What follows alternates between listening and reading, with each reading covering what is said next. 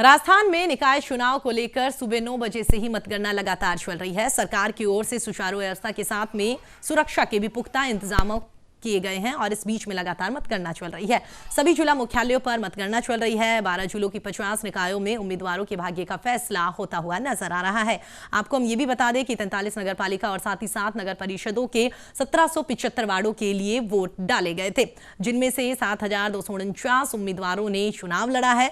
फिलहाल अधिकांश निकाय के परिणाम सामने आते हुए नजर भी आ रहे हैं। नगर पालिका चुनाव में धौलपुर नगर परिषद में बीजेपी कांग्रेस के बीच में कांटे की टक्कर देखने को मिल रही है। तो यहाँ पर बीजेपी की ओर से 21 सीटों पर कब्जा जमाया गया है। वहीं पर कांग्रेस के 19 और साथ ही 15 निर्दलीयों के साथ साथ एक बीएसपी उम्मीदवार ने भी यहां से जीत हासिल करी है। वहीं पर दौसा के लालसोट में बीजेपी और कांग्रेस को 13 सीटें मिली हैं। साथ ही 9 सीटों पर निर्दलियों ने कब्जा जमाया है। इसके साथ ही बांदीकुई में कांग्रेस बीजेपी को मात देकर सबसे ज्यादा निर्दलियों ने जीत हासिल करी है। यहां पर भारतीय जनता पार्टी और कांग्रेस के 16 प्रत्याशियों ने अपनी जीत दर्ज करवाई है। वहीं पर 18 सीटों पर निर्दलियों ने परचम फहराया। इसके अलावा आपको बता दें, कोटपुतली की अगर बात करें तो यहां पर भी कांग्रेस और बीजेपी का सूपड़ा साफ हो गया है। कोटपुतली के 44 वार्डों में से 25 में निर्दलियों ने जीत हासिल करी है, तो वहीं पर बीजेपी को 8 और कांग्रेस ने 7 सीटों पर जीत हासिल करी। वहीं अगर भरतपुर की बात करें तो भरतपुर के नंदबई में भी पार्षदों को जबरन गाड़ी में बैठाने का मामला सामने आया है, जहां पर विधायक जोगिंदर अवाना ने भी जिला प्रशासन से इसकी शिकायत की है।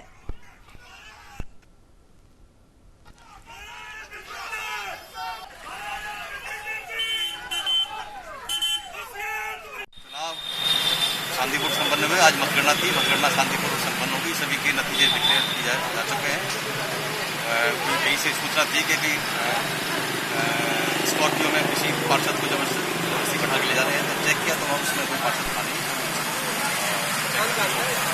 बाजार में भी कुछ हंगामे की स्थिति बनी थी, फाटक वो नारेबाजी कर रहे थे। अंदर मतगणना पूरी हो चुकी है। हमारे साथ में उपखंड अधिकारी मौजूद हैं, संतोष कुमार मीणा जी, जिनसे बात करेंगे कि मतगणना जो पूरी हुई है किस तरीके से क्या कुछ था।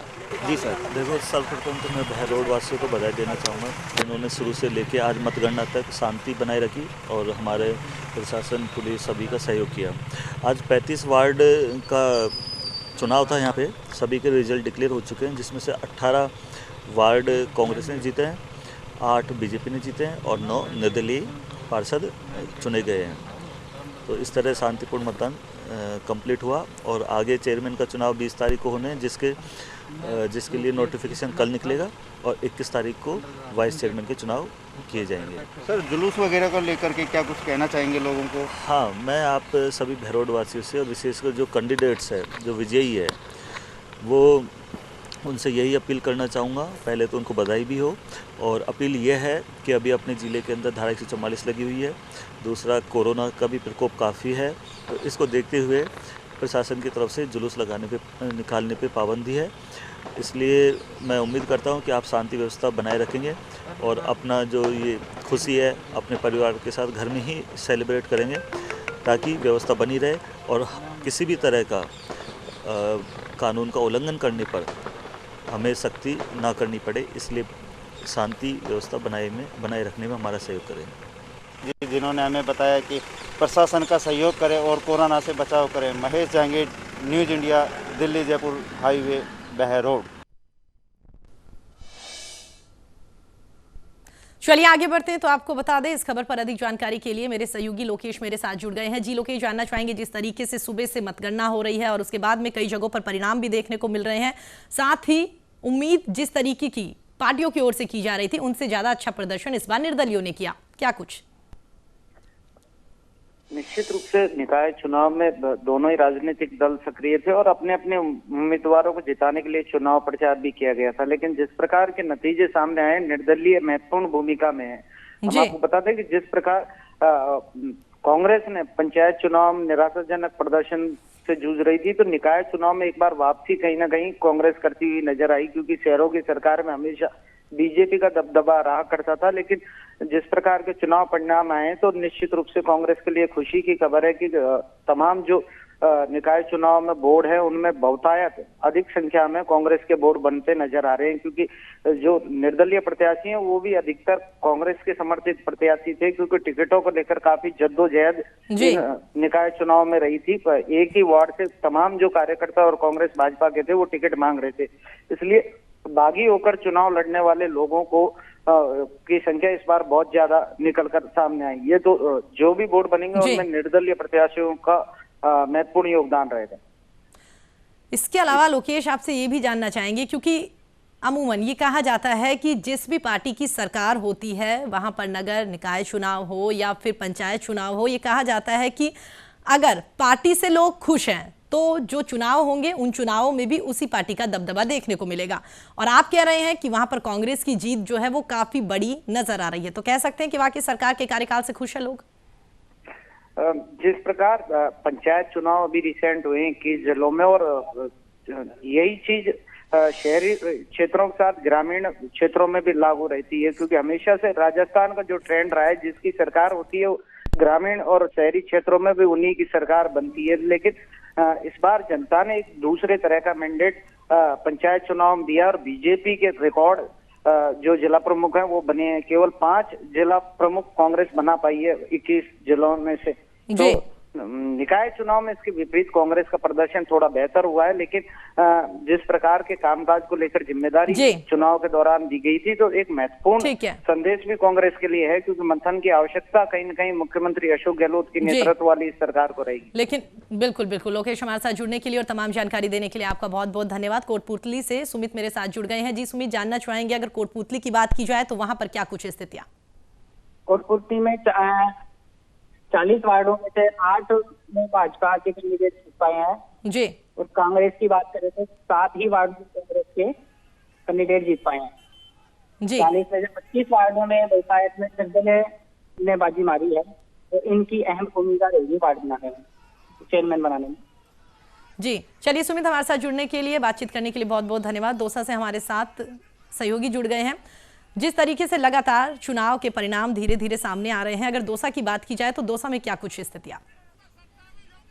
जी मैं बता दूं आपको प्रीति, ये दौसा में स्थिति साफ हो चुकी है और कहीं न कहीं बीजेपी के लिए बहुत बड़ा एक झटका माना जा सकता है, जहां मतलब कहीं भी, हालांकि किसी भी दल को तीनों जगह बांदीकुई, दौसा और लालसोट में स्पष्ट बहुमत नहीं मिला है, लेकिन जहां तक बांदीकुई की बात करें तो वहां 40 वार्डों में बीजेपी महज 6 सीटों पर सिमट कर रह गई, जबकि कांग्रेस के पास वहां पे 16 सीटें हैं, तो उसको महज 5 सीटों की जो है बोर्ड बनाने के लिए जरूरत है। दौसा की बात करें, प्रॉपर दौसा नगर परिषद की बात करें तो वहां पे सभी नतीजे आ गए हैं। वहां पे 55 वार्ड है, 55 वार्डों में महज 15 में बीजेपी जीत सकी है, जबकि वह पहले बीजेपी का बोर्ड था, और 24 वार्डों में कांग्रेस ने बाजी मारी है। तो यहाँ भी निर्दलीयों के आश्रय ही कांग्रेस की का बोर्ड बनने की संभावना है। जब बात करें लालसोट की, तो लालसोट में बराबरी का मुकाबला है, कांग्रेस और बीजेपी में दोनों की 13 सीट जीती है, और अन्य जो है 9 निर्दलीय उम्मीदवार हैं। तो निर्दलीयों के सहारे यहाँ पे जो है किसका बोर्ड बनेगा ये आने वाला वक्त बताएगा। तो राधेश्याम, कह सकते हैं जिस तरीके से हाल फिलहाल में जो चुनाव हुए थे और उसमें कहीं ना कहीं भारतीय जनता पार्टी ने कुछ हद तक अच्छा प्रदर्शन किया था, बढ़ा चढ़ा के लगातार बताया जा रहा था वो, क्योंकि सीएम अशोक गहलोत ने साफ बोल दिया कि जिस तरीके के परिणाम आए हैं उससे उलट भारतीय जनता पार्टी खुद को काफी बढ़ा चढ़ाकर बता रही है कि इस बार काफी अच्छा प्रदर्शन किया है, कांग्रेस को कोई यहाँ पर मानता नहीं है, कांग्रेस की ओर से कामकाज नहीं किए जा रहे। लेकिन फिलहाल आप जो बता रहे हैं दौसा में कि वाकई वहां पर काफी अच्छा कामकाज किया गया है, जिसकी वजह से कांग्रेस की ज्यादा सीटें आई है, तो कह सकते हैं कि वाकई भारतीय जनता पार्टी के सिर्फ दावे जो है वो खोखले नजर आ रहे हैं। जी प्रीति, मैं आपको बता दूं, जिस प्रकार से दौसा में जो है ये रस्साकसी देखी गई थी टिकट वितरण के समय यहाँ पर कि जिस प्रकार से कांग्रेस के ऊपर बीजेपी आरोप लगाते हैं कि कांग्रेस बटी हुई है, तो उसी प्रकार से बीजेपी भी साफ तौर पर, हमें कहने में कोई हिचक नहीं है कि बीजेपी भी यहाँ पे बटी हुई है और कहीं न कहीं टिकटों को लेकर रस्साकसी रही। दौसा की बात करें तो तीन वार्डों में तो टिकट ही जो है ऐसे प्रत्याशियों को दिए जो जिनको पता ही नहीं था कि उनको टिकट दे दिए गए हैं। जी प्रीति। चलिए राधेश्याम, हमसे जुड़ने के लिए, बातचीत करने के लिए बहुत बहुत धन्यवाद। अलवर से स्वदेश हमारे साथ जुड़ गए हैं। जी स्वदेश, जानना चाहेंगे अगर अलवर की बात की जाए तो वहां पर परिणामों को लेकर क्या कुछ? प्रीति, बताना चाहूंगा आपको, 6 नगर निकाय में चुनाव हुए हैं अलवर में, बैरोट, राजगढ़, खेरली, इजारा, किशनगढ़ बास और खैरथल। जी बहरोड में कांग्रेस ने नगर निकाय चुनाव में बाजी मारी है, वहीं राजगढ़ में निर्दलीयों ने बाजी मार ली है।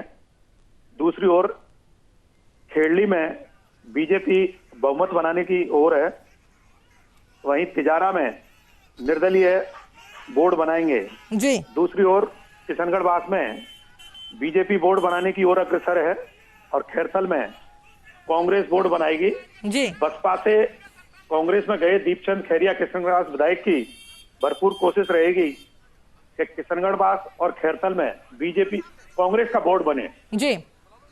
वहीं तिजारा में जी कांग्रेस और बीजेपी के लोग आपस में लड़ रहे हैं और निर्दलियों को अपनी ओर खींचने की कोशिश कर रहे हैं। हॉर्स ट्रेडिंग का मामला भी सामने आ सकता है। जी स्वदेश, लेकिन जिस तरीके से जब चुनाव हो रहे थे उस दौरान पार्टियों की ओर से जो दावे किए जा रहे थे, जो वादे किए जा रहे थे, क्या लगता है फिलहाल जो परिणाम सामने आए हैं तो वो वादे वाकई लग रहा है आपको कि साबित हो रहे हैं सही? जी प्रीति, आपको बताना चाहूंगा तिजारा में जो विधायक थे बसपा के कांग्रेस में गए हैं वो अपने वादे पूरे कर नहीं पाए। इस कारण कांग्रेस का वहां सुपड़ा साफ हो चुका है, निर्दलीय पूर्ण बहुमत में आए हैं।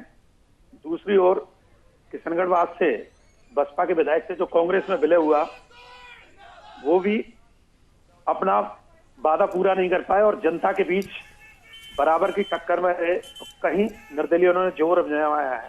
जी जी प्रीति। चलिए स्वदेश, हमारे साथ जुड़ने के लिए और तमाम जानकारी देने के लिए आपका बहुत बहुत धन्यवाद। तो हम आपको बता दें, जिस तरीके से आपने देखा कि तमाम सहयोगी मेरे साथ जुड़े हुए थे, अपने अपने क्षेत्र का उन्होंने हाल बताया कि वाकई इस बार जो चुनाव हुए हैं उसके बाद क्या कुछ परिणाम आए हैं। लेकिन फिलहाल जो परिणाम आए हैं उससे एक बात तो बिल्कुल क्लियर हो गई है कि चुनाव से पहले तमाम पार्टियों की ओर से जो लगातार वादे किए जा रहे थे, कहा जा रहा था कि इस बार भारतीय जनता पार्टी का बोर्ड बनेगा, कांग्रेस की ओर से कहा जा रहा था कि नहीं सरकार अच्छे काम कर रही है तो इस बार यहाँ पर कांग्रेस का बोर्ड बनेगा। लेकिन इन तमाम बातों से उलट जो नतीजे आए हैं वो ये आए हैं कि ना तो कांग्रेस ज्यादा सीटें जीतती हुई नजर आ रही है और ना ही भारतीय जनता पार्टी, बल्कि इस बार निर्दलियों की ओर से काफी अहम भूमिका निभाई गई है। इस तरह की तस्वीरें फिलहाल नजर आई है। लेकिन सुबह 9 बजे से लगातार वोटिंग चल रही है। कई जिले अभी भी ऐसे हैं जहां पर लगातार वोटिंग चलती हुई नजर आ रही है। साथ ही ये कहा जाता है, अमूमन ये तस्वीरें देखने को भी मिलती है, हमेशा कहा जाता है कि जब भी कोई छोटे चुनाव होते हैं विधानसभा के बाद में, तो कहा जाता है कि सरकार अगर अच्छे कामकाज कर रही है तो तमाम जो छोटे चुनाव ये होते हैं इनमें जिस पार्टी की सरकार राज्य में है उसी पार्टी के लोग ज्यादा जीतते हुए नजर आ रहे हैं। लेकिन फिलहाल अगर बात की जाए तो कुछ जगह ऐसी है जहां पर भारतीय जनता पार्टी की ओर से अच्छा प्रदर्शन किया गया है, कुछ जगह ऐसी है जहां पर कांग्रेस की ओर से अच्छा प्रदर्शन किया गया है। लेकिन इन सब के बीच में निर्दलियों की काफी अहम भूमिका देखने को मिल रही है। वहीं अगर अलवर के तिजारा की बात करें तो अभी मेरे सहयोगी स्वदेश ने बताया कि तिजारा में इस तरह की स्थितियां बनी हुई है कि वहां पर कांग्रेस जो है वो भी जीतती हुई नजर आ रही है, भारतीय जनता पार्टी भी जीतती हुई नजर आ रही है, लेकिन निर्दलियों की काफी अहम भूमिका है। तो दोनों पार्टियों की ओर से निर्दलियों को अपने पक्ष में करने की कवायद चलती हुई नजर आ रही है। चलिए फिलहाल इतना ही, नमस्कार।